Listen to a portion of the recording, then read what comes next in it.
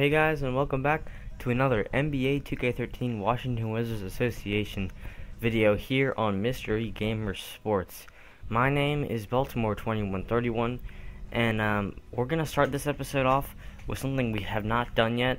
One of the major parts of the association which I have not ventured to yet, and that is the trading. And so I thought this was really cool how they kind of did a trade finder thing, which basically you pick a player you want to trade, and they'll match up with the best trades that you can get with that player. So they'll say, as you can see here, I'm trying to trade Martell Webster, and if you go back to the trade finder, which I do in a second, it goes through each team and matches up what would be a good deal or an even deal that that they would accept. And then, of course, you can edit based on that, but it's just really cool thing. I thought I've never experienced anything like this in any other games. So as you can see, I'm trying to put Deshawn Stevenson right there, and I decided to add maybe a draft choice onto this, because why not sweeten the deal a little bit for my benefit. So I'm trying to trade Martell Webster for Deshawn Stevenson, and I'm going to do a second-round pick from the next draft against the Hawks, and I performed the trade, and so newest player on our team will be Deshawn Stevenson. He's a shooting guard. He used to be on the Wizards, shooting guard / point guard. He's a really big guy, not a great shooter, but he can still play a good shooting guard.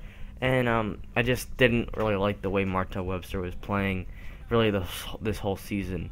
I've talked about that before, how not a huge fan of Martell Webster on this team.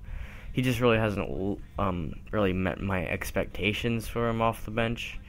So I think adding Deshawn Stevenson in there would definitely add some more height to the team, especially at a position like guard. And he'll probably play some small forward too. We'll see what I do with him. I mean, he's not going to get a whole lot of minutes, but definitely I think it's a trade that really would benefit me, especially because I got that second round pick for the next draft. So that's good too. For the Hawks, because they're not a fantastic team, I think I can get a nice second round pick from them. So I mean that's way down the road though, all the way in the draft. But so as usual, I'm going to be showing you the first couple minutes of this game. Then I'll just be skipping ahead and showing different clips here and there. So we are at home here in Washington, D.C., going up against the 10-3 San Antonio Spurs. We're looking to improve our record, kind of get closer to the front of the Eastern Conference, and because we're kind of in the middle of that standing right now, despite our good record. We're still kind of, we're above average, but we're still kind of in the middle of the pack. You know what I mean? So the Spurs start the game off with a 6-3 lead. John Wall goes right past the defender and goes to the basket, gets the foul and the bucket. He's clapping his hands with joy right there. And Bradley Beal, look at the block, great play, and then John Wall saves it. Then Trevor Ariza gets the ball on the after Wall saves it.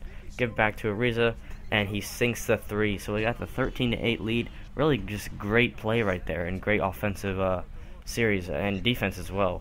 So I kind of was like a little stunned right there with Kevin Serafin. I just kind of froze for some reason, but I just dribbled out once and put the little hook shot up, and that's pretty easy to hit if you got a big guy down low. He's pretty much gonna hit that every time if you can get a clean pass down there, which is sometimes very difficult. So it kind of looks like I've been a little bit over aggressive there with the help defense for a second. But anyway, at the end of the first quarter, the score is 18-12. So not a huge scoring by any means, but definitely I think decent performance as John Wall goes right around Tony Parker and gets the score. So we have a 6-point lead here as we're nearing 2 minutes in to go in the first half. There's Deshawn Stevenson getting his first couple minutes on this team. See if he can make a little play. He gets the assist to John Wall, who puts out the easy layup for the score. I mean, he's just so good. And look at Trevor Ariza on the pass. That was so beautiful. I mean, those are the kind of plays where I just kind of pat myself on the back and look to do that every time, you know. Especially there was a perfect cut. He was wide open. I found it. Pass was perfect, and he finishes with a nice dunk. So, yeah, those are the plays that I really love. I got Trevor Booker in there. He's not a great guy, not a great player. That I really. He's not one of these guys that I've been using a whole lot on this team. I'll go in a second. But anyway, at halftime, the score is 38-26. We have the lead over the San Antonio Spurs here at home. If we go to the halftime report here, we'll see which player is doing the best. And I'm pretty sure this is Trevor Ariza, yes, with 17 points, 2 rebounds, and 1 assist. We're looking to make our record 9-3 as we skip ahead here to the third quarter. So I was saying about Trevor Booker. I don't put him in that much during the games. I usually don't show this because I don't really show the timeouts, just because sometimes I take a while just to fix the lineups and do what I want with them. But basically, I get, as far as like replacing Nene and look at the dunk by Tim Duncan, that was nasty. But as far as like replacing Nene and Emeka Okafor, I don't really have another center on this team. I only have 2 centers, and that's Okafor and Nene.